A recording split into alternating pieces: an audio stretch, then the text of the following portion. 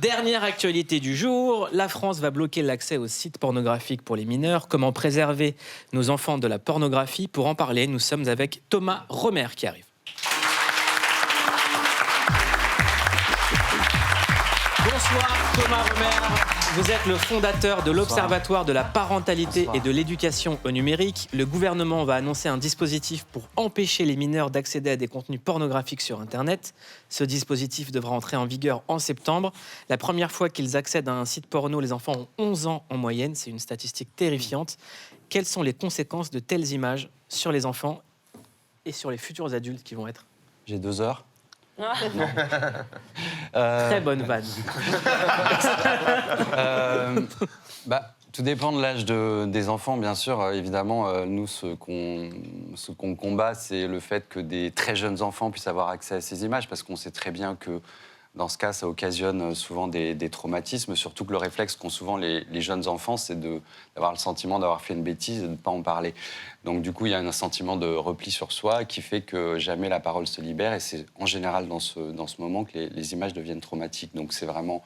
L'enjeu, il est vraiment sur les tout-petits. Et pour les ados, c'est un autre sujet. Je pense que tous les ados du monde sont toujours attirés et seront toujours par ces images. Mais ce qui fait quand même défaut en France, je trouve, c'est que ça fait 30 ans qu'on se plante sur l'éducation sexuelle. Donc il n'y a pas de contre-discours, en fait. Et le problème, c'est quand le porno devient un tuto. Qu'est-ce que vous voulez dire par on se plante? Je pense qu'on aborde les choses uniquement à travers la manière hygiéniste et sanitaire. L'éducation sexuelle dans notre pays, ça se résume souvent à comment éviter d'avoir des bébés ou éviter d'avoir des maladies sexuellement transmissibles. Alors on sait que des enfants de 11 ans, comme vous le disiez, peuvent avoir accès à ces images. Je pense que l'enjeu, il est peut-être de parler de plaisir, de parler de son corps, de parler de consentement. C'est quand même un mot important, 2023. Et ça, c'est que trop rarement abordé, malheureusement. C'est quoi les conséquences sur le cerveau d'un adolescent, sachant qu'il n'est pas spécialement formé, qu'il n'est pas spécialement armé? Une fois encore, les conséquences, c'est quand ces images ne sont pas déconstruites. Moi, j'appartiens à une génération qui a connu les cassettes VHS. On allait enregistrer le film du samedi soir en cachette, mais on était juste dans la logique de franchir une ligne jaune, en fait. Et depuis que YouPorn existe, c'est-à-dire 2006, 17 ans, il n'y a plus de ligne jaune. Et c'est ça, en fait, le problème. Et donc, comme il n'y a pas de contre-discours, il y a souvent des reportages qui montrent à la télévision que des adolescents ou des adolescentes, d'ailleurs, vont voir ces images en disant tiens, je vais regarder ce que les garçons attendent de moi. Et vous pensez quoi de la solution que le gouvernement vient d'annoncer? La solution, évidemment, on peut la saluer, mais moi, ça fait 7 ans qu'on se base sur ce sujet, et des annonces, on en a vu passer beaucoup. On a saisi l'Arcom en 2020 pour réclamer le blocage des 5 plus gros sites porno mondiaux. Et on a, pour l'instant, des décisions qui tardent à venir, alors que la loi, elle est claire. Ces contenus ne doivent pas être accessibles en France à des mineurs. La France sera quand même le premier pays à proposer une solution comme ça. Solution qui pourrait à l'avenir s'étendre aussi de vente d'alcool ou réseaux sociaux. Et vous dites que le problème est beaucoup plus grand, en fait. Oui, je pense qu'il est sociétal. C'est des questions qu'on ne peut pas régler à coups de tweet et qu'on doit prendre dans la globalité, parce que sinon, on passe son temps à mettre des pansements sur des jambes de bois, et il faut prendre les problématiques dans leur globalité. Maintenant, évidemment que ça va dans le bon sens, mais je vous avoue que j'attends de voir concrètement quelles seront les solutions proposées, parce qu'à chaque fois qu'on a avancé des solutions, d'ailleurs, la secrétaire d'État, Charlotte Cobel, avait parlé de la carte bleue comme étant un système de blocage, mais tout le monde lui a ri au nez en disant que ça ne protégeait pas les données personnelles, etc. Donc voilà, on voit qu'il y a quand même, on est aux confins de pas mal d'enjeux, à la fois économiques, sociétaux, et qui méritent qu'on prenne les choses dans leur globalité. Michel Perrault, est-ce que ça vous interpelle? Oui, bien sûr, parce que j'ai des petits-enfants. Bien sûr, ça m'interpelle, mais personnellement, je n'ai pas de solution, et je fais confiance, j'ai surtout envie d'entendre ceux qui connaissent bien la question.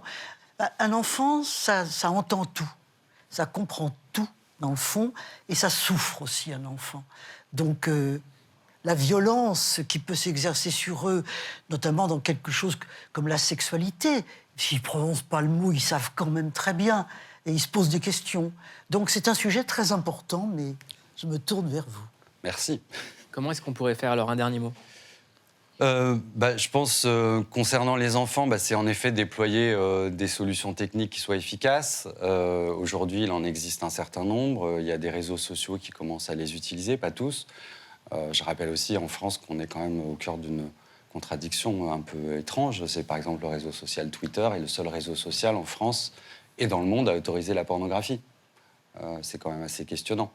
Alors que donc potentiellement c'est accessible à des jeunes à partir de 13 ans comme le prévoient les textes. Donc c'est quand même... voilà, je pense qu'il faut vraiment aujourd'hui faire preuve de pragmatisme et peut-être essayer de déployer à la fois des enjeux qui soient éducatifs au sein de l'éducation nationale pour renforcer l'éducation à la sexualité, en entendant aussi ce que les jeunes ont à nous dire, parce qu'ils ont pas mal de choses à nous dire là-dessus. On est souvent un peu complètement perdu par rapport aux débats qui sont actuels, notamment sur la question du genre, etc., qui est très présente. Et puis pour les petits, je pense qu'il faut que les parents soient vigilants. Je pense que aussi le rôle des parents, c'est aujourd'hui d'être complètement lucide et de dire qu'il est en 2023 complètement impossible pour l'instant qu'un enfant ne tombe pas sur ces contenus. Donc il faut le préparer. Pour éviter que ça occasionne des traumatismes. Et j'en parlais justement avant de venir avec Nikita Bellucci qui me disait, qui nous soutient dans nos combats et qui me disait enfin Actrice, ça avance. Et je disais j'espère. Merci beaucoup d'être venu, Thomas Romer. Je le rappelle, vous êtes fondateur de l'Observatoire de la parentalité et de l'éducation numérique et vous êtes toujours le bienvenu chez Click. Merci. Merci beaucoup.